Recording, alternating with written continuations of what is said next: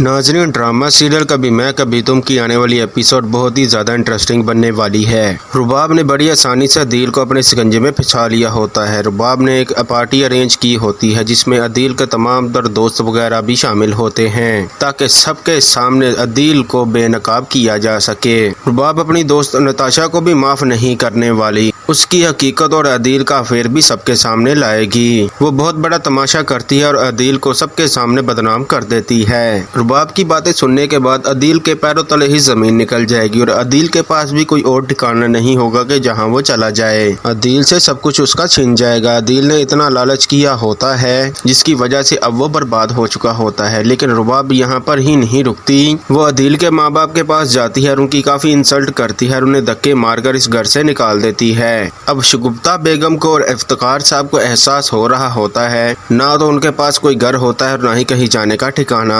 वो सड़क पर दर बदर भटक रहे होते हैं। अब जाकर शगुफ्ता को अपनी गलती का एहसास होता है। शगुफ्ता इफ्तिखार साहब से कहती है कि हमने सरजीना के साथ बहुत ही बड़ी ज्यादती की है। सरजीना के इसमें कोई भी कसूर नहीं था, ये सारा किया दरा अदील और रुबाब का था। और वहीं दूसरी तरफ सरजीना की काफी ज्यादा तबीयत खराब हो जाती है। वो मुस्तफ़ा को बार बार फोन कर रही होती है लेकिन मुस्तफ़ा से उसका कोई भी राब्ता नहीं होता। मुस्तफ़ा अपनी बिजनेस की मीटिंग में मसरूफ होता है और उसकी कंपनी की एक बहुत बड़ी डील भी डन हो जाती है और मुस्तफ़ा इस बात को लेकर बहुत ही ज्यादा खुश होता है। वो खुशी खुशी अपने घर में आ रहा होता है लेकिन मुस्तफ़ा को ये बात हरगिज मालूम नहीं होती कि उसकी सारी खुशियां छिनने वाली हैं। मुस्तफ़ा को इस बात का बखूबी अंदाजा हो चुका होता है कि उसने सरजीना को नाराज कर दिया है। इस सरजीना को राजी करने के लिए रास्ते से वो फूल भी लेता है ताकि सरजीना को मनाया जाए। और मुस्तफ़ा जैसे ही घर पहुंचता है, दरवाजा खुला हुआ देखकर मुस्तफ़ा बहुत ही परेशान और हैरान हो जाता है और जैसे ही घर के अंदर दाखिल होता है देखता है कि सरजीना बेहोशी की हालत में पड़ी हुई होती है। मुस्तफ़ा फौरन सरजीना को लेकर हॉस्पिटल में जाता है लेकिन हॉस्पिटल में पहुंचने से पहले ही बहुत ही देर हो चुकी होती है। सरजीना की हालत बहुत ही क्रिटिकल होती है। डॉक्टर्स कोशिश करते हैं कि सरजीना और उसके बच्चे को बचाया जा सके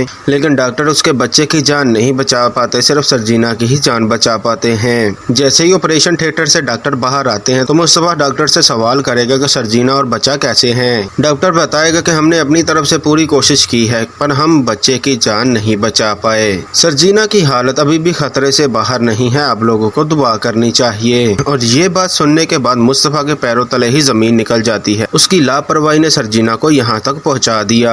मुस्तफ़ा सरजीना के पास जाएगा और उसे कहेगा कि तुमने वादा किया था कि तुम हमेशा मेरा साथ दोगी लेकिन अब तुम मेरा साथ छोड़कर जा रही हो। तुम ऐसा बिल्कुल भी नहीं कर सकती। हमने अपना तमाम तर मुश्किल वक्त गुजार लिया है, अब अच्छा वक्त आया है तो तुम मुझे छोड़कर जा रही हो। तुमने मुझसे वादा किया था कि तुम आखिरी सांस तक मेरा साथ दोगी।